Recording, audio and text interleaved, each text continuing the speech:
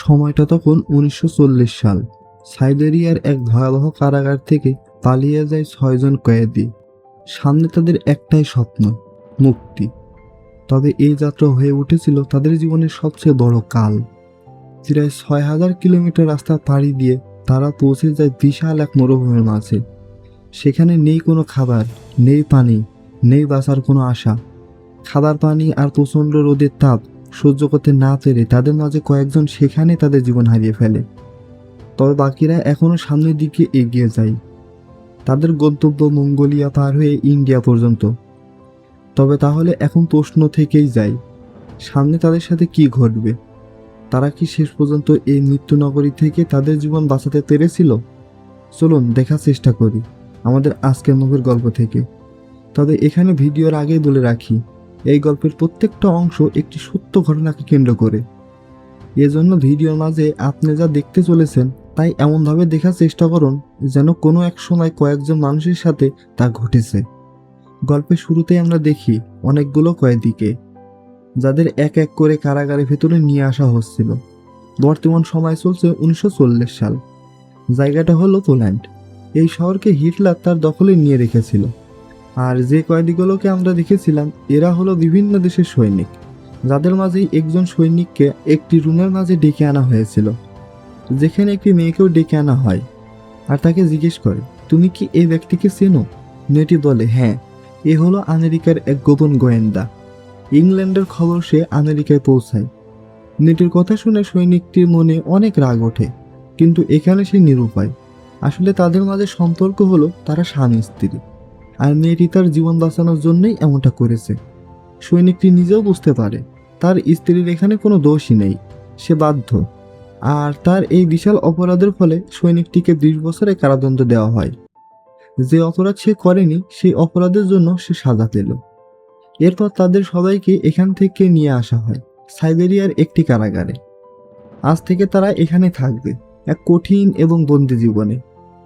এই কারাগারে প্রায় কয়েক হাজার সৈনিক ছিল, যাদের জোর করে বন্দি করা হয়েছে। তবে এখানে কোনো সৈনিকের হাতে হাতকড়া দেওয়া নেই, কারণ এখান থেকে পালানো কখনোই সম্ভব না। কারাগারের চারপাশে যত দূর অবধি চোখ যায় তত দূর অবধি শুধু বরফ আর জঙ্গল। এখান থেকে কেউ যদি পালানোর চেষ্টা করে তাহলে এটা নিশ্চিত সে জীবিত অবস্থায় বাড়িতে ফিরতে পারবে না। আর এই সব কথা এখানকার জেলার তাদের সবাইকে বলছিল। এই কয়েদিদের মাঝে কয়েকজন নতুন কয়েদিও ছিল, যার ভেতরে আমরা দেখতে পাই সেই এনসকে। জি হ্যাঁ, সেই সৈনিক যাকে তার স্ত্রী ফাঁসিয়ে দিয়েছিল। এরপর তাদের সবাইকে ভেতরে যাওয়ার জন্য বলা হয়, সেখানে খাবার দেওয়া হয়। এখানে আমরা কয়েকজন ব্যক্তিকে দেখতে পাই, যার নাম হলো স্মিথ। স্মিথ খাবার নিয়ে বের হওয়ার সময় তার খাবার থেকে এক টুকরো খাবার মাটিতে পড়ে যায়, যা পাশে থেকে একজন দুর্বল ব্যক্তি দেখে এবং সে সঙ্গে সঙ্গে খাবারটির উপরে ঝাঁপিয়ে পড়ে। কিন্তু এর আগেই স্মিথ তার উপরে পা দিয়ে দেয় আর আবারও টুকরোটাকে তার প্লেটে তুলে নেয়। এই সব কিছুই দূর থেকে দাঁড়িয়ে দেখছিল এনস এবং তার অনেক খারাপ লাগে। আর সে নিজে তার খাবার সেই অসহায় মানুষটিকে দিয়ে দেয়। কিন্তু স্মিথ তাকে বলে, তোমাকে দেখে মনে হচ্ছে তুমি এখানে নতুন। এই মৃত্যু নগরীতে বাঁচতে হলে খাবার ছিনিয়ে নেওয়া শেখো, তা না হলে কয়েকদিনের মধ্যে মারা পড়বে। এরপর খানিকটা সময় পার হয়ে গেলে এনসের কাছে আরেকজন ব্যক্তি আসে। এই কয়েদি পেশায় একজন আর্টিস্ট। সে এনসকে বলে, তোমার এখানে কতদিনের জেল হয়েছে? এনস তাকে বলে, ২০ বছর। লোকটি তাকে জানায়, আমার ১০ বছরের জেল হয়েছে। তবে এনস তাকে ধীর গলায় জিজ্ঞেস করে, এখান থেকে কি কেউ এখন পর্যন্ত পালিয়েছে? লোকটি বলে, না, এখান থেকে পালানো প্রায় অসম্ভব। আর তুমি ভুলেও এমন কোনো চিন্তা মাথায় এনো না, তা না হলে তুমি মারা পড়বে। এরপর আমরা এই কারাগারে কিছু ভয়ঙ্কর দৃশ্য দেখতে পাই। এখানকার মানুষ মজা ছলেই একে অপরকে মেরে ফেলে। এভাবে আরো কয়েকদিন পার হয়ে গেলে সেই অ্যাক্টরের সাথে এনসের আবারও দেখা হয়। অ্যাক্টর তাকে একটি জায়গায় নিয়ে বলে, তুমি সেদিন ঠিকই বলেছ, এই জায়গা দিয়ে পালিয়ে যাওয়া সম্ভব। আর গত ২ বছর ধরে আমি এমন একজন মানুষকে খুঁজছিলাম যে এখান থেকে পালাতে চাই, আর তুমি হলে সেই ব্যক্তি। এনস তাকে বলে, এটা কি সম্ভব? কিভাবে আমরা এখান থেকে বের হব? লোকটি তাকে জানায়, এই কারাগার থেকে সাইবেরিয়ার রেলওয়ে পথ ৫০০ কিলোমিটার দূরে, আর সেখান থেকে মঙ্গোলিয়ার বর্ডার। এই বর্ডার পর্যন্ত যেতে পারলেই আমরা মুক্ত। তবে বর্তমানে শীতকাল চলছে, আমাদের গরম পর্যন্ত অপেক্ষা করতে হবে। এই সময়টুকু তুমি খাবার জোগাড় করা শুরু করো, কারণ মঙ্গোলিয়া এখান থেকে 1000 কিলোমিটার দূরে। যাত্রাপথে আমাদের অনেক খাবারের প্রয়োজন হবে। সেই দিন থেকে শুরু করে তারা খাবার জোগানোর কাজ।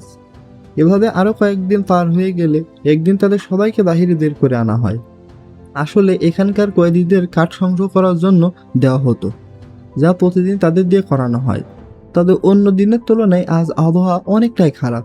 বিশাল এক তুষার ঝড়ে তাদের উপরে হামলে পড়ে। এই ঝড়ের কারণে কয়েকজন কয়েদি সেখানে মারা যায় এবং বাকিগুলোর অবস্থা অনেকটাই বেহাল। আর কিছু সময় এভাবে থাকলে ঠান্ডায় সবাই মারা পড়বে। এজন্য স্মিথ জেলারকে বলছিল আমাদের জঙ্গলের ভেতরে নিয়ে যাওয়া দরকার, তা না হলে আমরা এখানে মারা পড়ব। কিন্তু জেলার এমনটা করতে চায় না।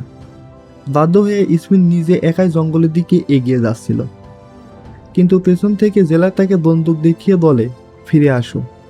তবে এদিকে বাকি কয়েদিও স্মিথের পেছন পেছন আসতে শুরু করে। বাধ্য হয়ে জেলারও তাদের পেছনে চলে আসে। এরপর যখন তারা আবারও কারাগারে ফিরে আসে, এখান থেকে শুরু হয় স্মিথ এবং আরও কয়েকজনের কঠোর শাস্তি। এজন্য অ্যানোস, স্মিথ আরও কয়েকজনকে তাদের কারাগারের নিচে একটি বাংকারের ভেতরে পাঠিয়ে দেওয়া হয়।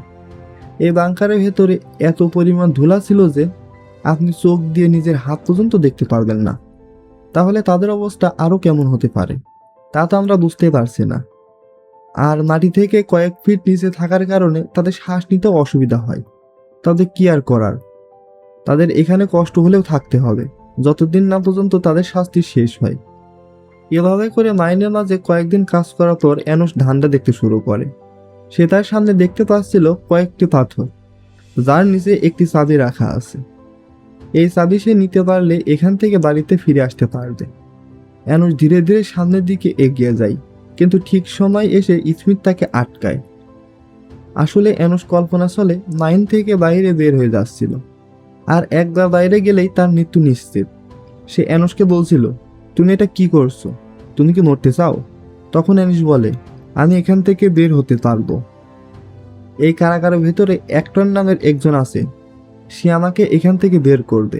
কিন্তু স্মিথ তাকে জানায়, তুমি যার পাল্লায় পড়েছো সে একটা চিটার। এই কারাগারের ভেতরে যে নতুন আসে সে তার সাথে এমন নাটক করে, এখান থেকে বের হওয়ার জন্য স্বপ্ন দেখায় যেন সে তার জমানো খাবারগুলো নিতে পারে। আর তোমার সাথেও সে এমনটাই করেছে। তুমি যদি আসলে এখান থেকে পালাতে চাও তাহলে আমি তোমার সাথে আছি। স্মিথ ভালো মতোই জানতো অ্যানোস একদম ভালো মানুষ। এটা সে সেই দিনই বুঝতে পেরেছে যেদিন অ্যানোস তার খাবার সেই অসহায় মানুষকে দিয়ে দিয়েছিল। সে জানতো অ্যানোস তাকে ধোঁকা দেবে না। এভাবে করে আরও কয়েকদিন পার হয়ে গেলে তাদের সাথে আরও 5 জন যোগ দেয়, যারা নিজেরাও এখান থেকে বের হতে চাচ্ছিল।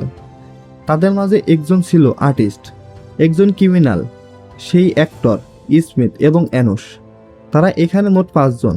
তবে এদের ভেতরে এমন একজন ছিল যে রাতের বেলায় চোখে দেখতে পেত না। তাহলে এবার তারা সবাই প্রস্তুত এখান থেকে পালিয়ে যাওয়ার জন্য। তারা আজ পর্যন্ত কখনো জেল পালিয়ে যায়নি। কিভাবে এখান থেকে বের হবে, তাদের সাথে কি ঘটবে, তারা কি শেষ পর্যন্ত পারবে এখান থেকে বের হতে, এই সব কিছু আমরা ধীরে ধীরে জানতে পারবো। তবে তাদের এই যাত্রা মোটেও সহজ হবে না, এটা বোঝাই যাচ্ছিল। এভাবে করে একদিন আবহাওয়া অনেকটাই খারাপ হয়ে আসে। চারদিকে ঘন কুয়াশা, সেই সাথে হিমশীতল বাতাস। কুয়াশার কারণে আশেপাশে তেমন কিছুই দেখা যাচ্ছিল না। এদিকে অ্যানো সবাইকে বলে, এটাই আমাদের জন্য সুযোগ এখান থেকে বের হওয়ার। আজ আমাদের চাইলেও কেউ দেখতে পারবে না, শুধুমাত্র জেনারেটর বন্ধ করতে হবে। তবে এই জেনারেটর কেবলমাত্র 10 মিনিটের জন্য বন্ধ করা সম্ভব। এর মাঝে তাদের যা করার করতে হবে। এরপর জেনারেটর বন্ধ হলে তারা সবাই অ্যাক্টর দেখানো রাস্তা দিয়ে বাইরে বের হয়ে আসে। তবে এই 10 মিনিটের মাঝেই তাদের যত বেশি পারা যায় সামনের দিকে এগিয়ে যেতে হবে, যেন এখান থেকে তাদের কেউ দেখতে না পায়। তবে এদিকে কোনোভাবে জেলারের গার্ড খবর পেয়ে যায় যে কারাগার থেকে কয়েকজন কয়েদি পালিয়ে গেছে। তারা দ্রুত তাদের খোঁজার জন্য বেরিয়ে পড়ে, কিন্তু এত পরিমাণ কুয়াশা আর বাতাসের কারণে তারা কোনোভাবেই তাদের খুঁজে পায়নি। এজন্য বাধ্য হয়ে কুকুর তাদের পেছনে লাগিয়ে দেয়। অপরদিকে অ্যানোস ক্রিমিনালকে বলছিল, তোমার কাছে তো একটা চাকু আছে, সেটা তুমি আমাকে দাও। অ্যানোস চাকু দিয়ে গাছের ছাল তুলে ফেলে, আর সেটা দিয়ে সবার জন্য মাস্ক বানায়, যেন ঘন কুয়াশা আর বাতাসে তাদের চেহারায় লাগতে না পারে। এভাবে করে ধীরে ধীরে তারা এখান থেকে অনেকটাই পার হয়ে গিয়েছিল। এর মানে হলো তারা এখন মুক্ত, কারাগারের গার্ডরা তাদের এখন আর ধরতে পারবে না। কিন্তু তারা তো আর জানতো না এখান থেকে শুরু হবে তাদের জীবনের এক কঠিন যুদ্ধ। 1000 মাইল রাস্তা পার করে তারা কিভাবে পাড়ি দিবে আর কিভাবেই সার্ভাইভ করবে এই কঠিন জায়গাগুলোতে, এটা এখন সামনে দেখার বিষয়। এরপর পরের দিন তারা যখন সকালে ঘুম থেকে ওঠে, তারা সবার আগে খাবার চেক করছিল, কতটুকু খাবার তাদের কাছে আছে। অ্যানুস দেখতে পায় তাদের কাছে কেবলমাত্র 7 দিনের খাবার আছে। এটা দিয়ে তারা হয়তো বেশি দূর যেতে পারবে না। তাদের তো সামনে আরো 1000 মাইল রাস্তা পড়ে আছে। তবে তারা তো আর এখানে হার স্বীকার করার পাত্র নয়। সবকিছু উপরওয়ালার উপরে ছেড়ে দিয়ে আবারও তারা সামনের দিকে যাত্রা শুরু করে। অ্যানুস তাদের ছায়া দেখে এগিয়ে যাচ্ছিল, আর তার পেছনে বাকি সবাই। অ্যানুস তাদের জানায় আমাদের দক্ষিণ দিকে যেতে হবে। এভাবে আরো কয়েক কিলোমিটার পাড়ি দিলে সন্ধ্যা নামতে শুরু করে। এর মানে তাদের এখন বিশ্রাম নেওয়া দরকার। এখানে করিন বলছিল আমাদের অনেক ক্ষুধা লেগেছে, আমাদের খাবার খাওয়া দরকার। কিন্তু এখানে তো খাবার অল্প। এজন্য আর্টিস্ট বলে কেমন হয় যদি আমরা জঙ্গলের ভেতরে গিয়ে শিকার করি, এতে করে আমাদের ভালো মতো খেতে পারবে। আর্টিস্টের কথা মতো কয়েকজন শিকার করার জন্য চলে যায়। তাদের ভেতরে সেই লোকটিও ছিল যে কিনা রাতে চোখে দেখে না। আর বাকিরা সেখানে শুকনো কাঠ সংগ্রহ করে, আগুন জ্বালানোর ব্যবস্থা করে।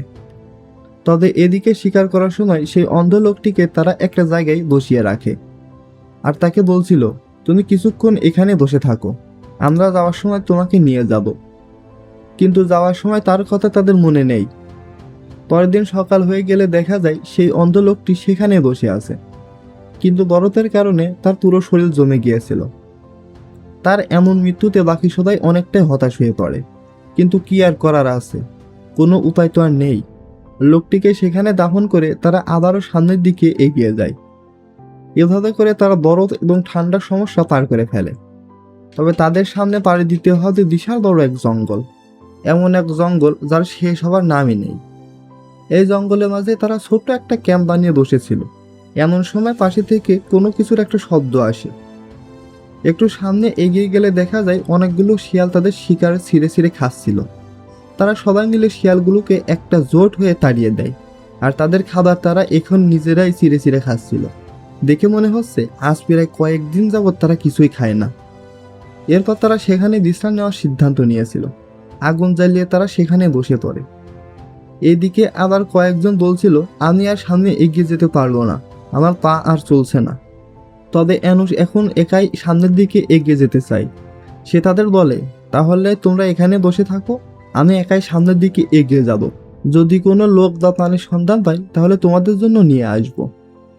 কিন্তু যদি আমি 1 সপ্তাহের ভিতরে ফিরে না আসি তাহলে তোমরা ধরে নিও আমি আর এই দুনিয়ার মাঝে নেই। এই কথা বলে অ্যানুস সামনের দিকে এগিয়ে যাচ্ছিল। তবে তার এই যাত্রা কিন্তু মোটেও সহজ হবে না। রাস্তার মাঝেই অ্যানুসের উপর নানা রকম বিপদ আসে, ঝড়, বৃষ্টি আর পায়ে হাঁটার যন্ত্রণা। তবে এরপরেও সে থামেনি, একের পর এক হেঁটেই চলেছিল। বৃষ্টিতে ভেজার কারণে অ্যানুসের জ্বর চলে আসে। এমন সময় সে স্বপ্নে দেখে সে বাড়িতে পৌঁছে গেছে, সামনে তার বাড়ির দরজা। কিন্তু কয়েকদিন থেকে না খাওয়ার কারণে তার হ্যালুসিনেশন হতে শুরু করেছে, যেমনটা এর আগেও তার সাথে হয়েছে, যা আমরা তার অবস্থা দেখে বুঝতে পারছিলাম। এভাবে করে আরও 2 দিন হাঁটার পর শেষ পর্যন্ত সে তার কাঙ্ক্ষিত লক্ষ্যে পৌঁছে যায়।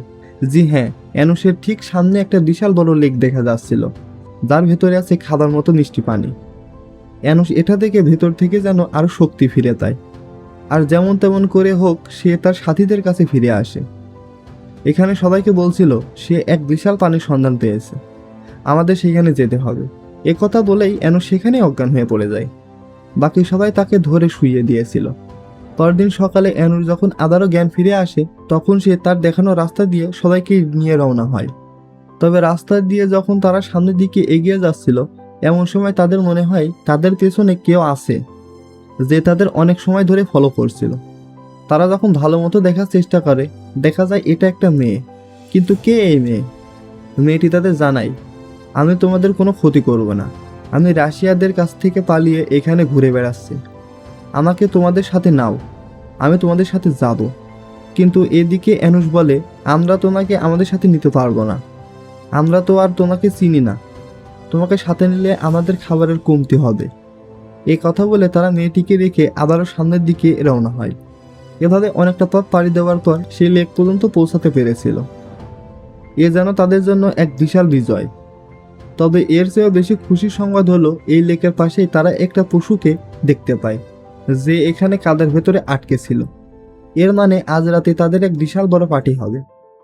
তাদের কাছে এখন পর্যাপ্ত পরিমাণে খাবার আছে, খাবারের কোনো সমস্যা নেই। ঠিক এমন সময় তাদের মাঝের একজনের সেই মেয়েটির কথা মনে পড়ে যায়, যাকে তারা জঙ্গলের মাঝে দেখেছিল। সে চিন্তা করে এমন একটা অসহায় মেয়েকে তারা কিভাবে একা ফেলে রেখে চলে এলো। এজন্য কাউকে কিছু না বলেই লোকটি আবার জঙ্গলে ফিরে আসে আর সেই মেয়েটিকে এখানে নিয়ে আসে। এরপর রাতের বেলায় মাংস রান্না করে সবাই মিলে একসাথে বসে খাবার খাচ্ছিল। আজ প্রায় 10 দিন পর তারা ভালো করে পেট ভরে খাবার খেলো। আর পরের দিন সকালবেলায় তারা আবারও সামনের দিকে যাওয়ার জন্য বেরিয়ে পড়ে। তবে এবারে তাদের সঙ্গে সেই মেয়েটিও ছিল, যার নাম হচ্ছে এলিনা। এলিনা এখানে তাদের মাঝে ভালো মতোই নিজেকে মানিয়ে নিয়েছিল। তারা নিজেরাও এলিনাকে তেমন কিছু বলছিল না, তবে এলিনা কেন জানি স্মিথের সাথে একটু বেশি থাকতে পছন্দ করছিল। স্মিথের সাথে তার ভালো একটা বন্ধুত্ব হয়ে যায়। এখানে স্মিথ তাকে বলছিল, তোমার মা বাবা কোথায় আর তুমি কোথা থেকে এখানে এসেছো? সে বলে, আমার মা বাবাকে রাশিয়ানরা মেরে ফেলেছে। যখন আমার মা বাবা ফার্ম হাউসে ছিল তখন হঠাৎ করে এসে তারা আমার মা বাবাকে মেরে ফেলে। তবে আমি এখান থেকে পালিয়ে এসেছি। তবে এদিকে স্মিথ বুঝতে পারে এলিনা তাকে মিথ্যা বলছে, কারণ তাদের ফার্ম হাউস যেখানে অবস্থিত সে এলাকা জার্মানদের এরিয়ার ভিতরে পড়ে, সেখানে রাশিয়ানরা ঢুকতে পারবে না। তবে এ কথা স্মিথ তাকে বলেনি। এলিনা এমনটা কেন করলো তা আমরা সামনে এগিয়ে গেলে বুঝতে পারবো। এভাবে করে তারা আরো কয়েকদিন যাত্রা করলে শেষ পর্যন্ত তারা মঙ্গোলিয়ার বর্ডারে পৌঁছে যায়। এর মানে তাদের এতদিনের কষ্ট আর সার্থক হয়েছে। প্রায় 4 মাস ধরে পায়ে হেঁটে যাত্রা করার পরে শেষ পর্যন্ত তাদের সামনে তারা বিজয়ের পতাকা দেখতে পাচ্ছিল। আপনি হয়তো জেনে অবাক হবেন, তারা সবাই 4000 কিলোমিটার রাস্তা পাড়ি দিয়ে ফেলেছিল। আর ভিডিওর প্রথমেই আমি যেমনটা বলেছিলাম, এই ঘটনা কয়েকজন মানুষের বাস্তব জীবন থেকে নেওয়া। এর মানে তারা কতটা কষ্ট আর পরিশ্রম করেছে তা হয়তো আপনি অনুভব করতে পারছেন। তবে তাদের এই যাত্রা এখানেই শেষ হয়ে যায়নি, সামনে আরো অনেক বিপদ তাদের জন্য অপেক্ষা করছিল। চলুন দেখা যাক তাদের সামনে আর কি বিপদ ঘটে। এদিকে মঙ্গোলিয়ার বর্ডারে পৌঁছানোর পর তারা সবাই তো খুশিতে আত্মহারা হয়ে পড়েছিল। এই মনে হয় তারা এখন মুক্ত। এরপর রাতের আধারে সবাই মঙ্গোলিয়া আর রাশিয়ার বর্ডার পার করে ফেলে। তবে তাদের মাঝে একজন রাশিয়ান ছিল, যে এখান থেকে আর সামনের দিকে যেতে চায় না। এখান থেকে তার বাড়ির বিপরীত দিকে। এর জন্য তারা তাকে সেখানেই রেখে সামনের দিকে যাত্রা শুরু করে। তবে যখন তারা মঙ্গোলিয়ার বর্ডারে পৌঁছায় সেখানে দেখা যাচ্ছিল মঙ্গোলিয়া দেশটিও তো সোভিয়েত ইউনিয়ন দখল করে রেখেছে। এর মানে তারা এখনো এখানে থাকতে পারবে না, তাদের এখন অন্য কোনো শহর খুঁজে বের করতে হবে।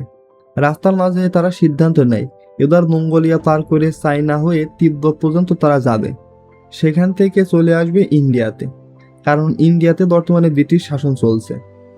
এখানে যেতে পারলে তাদের আর কোনো সমস্যা নেই। তবে এই রাস্তা কিন্তু মোটেও সহজ হবে না। এখন পর্যন্ত তারা 5000 কিলোমিটার রাস্তা পাড়ি দিয়ে ফেলেছে, আর সামনে আরো কয়েক হাজার কিলোমিটার বাকি। তার উপর আবার রাস্তার মাঝে আসবে বিশাল বড় মরুভূমি। মরুভূমিতে তো আর খাবার থাকবে না, না থাকবে পানি, চারিদিকে শুধু গরম আর দূর দূরান্ত পর্যন্ত উত্তপ্ত বালি। তবে এরপরও তারা সামনের দিকে এগিয়ে যাচ্ছিল।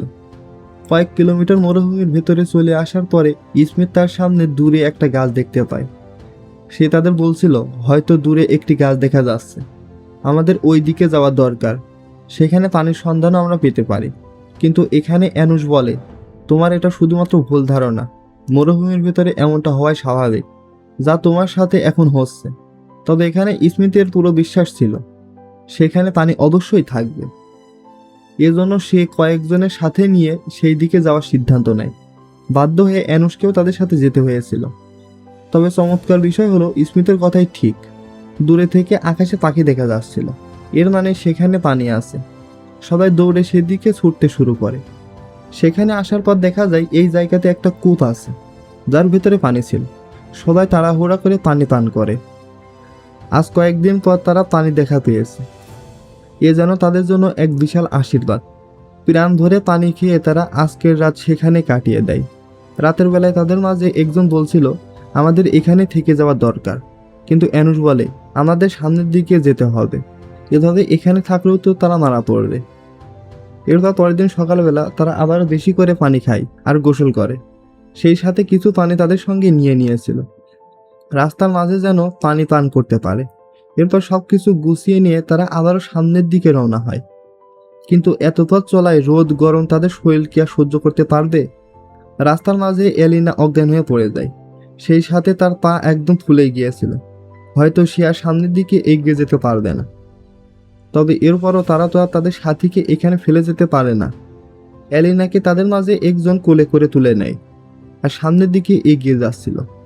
কিন্তু আরও খানিকটা সামনে এগিয়ে গেলে এলিনা অ্যান্ড্রিওর কানে ধীরে ধীরে বলছিল, অ্যান্ড্রিও, আমাকে নিচে নামিয়ে দাও আর বালির মাঝে শুইয়ে দাও। এর মানে হলো এলিনার সময় ফুরিয়ে গেছে, সে আর বাঁচবে না। এলিনাকে বাড়িতে শুইয়ে দিয়ে তারা সবাই তার চারপাশে বসে পড়ে আর ধীরে ধীরে করে এলিনা এই দুনিয়া ছেড়ে চলে যায়।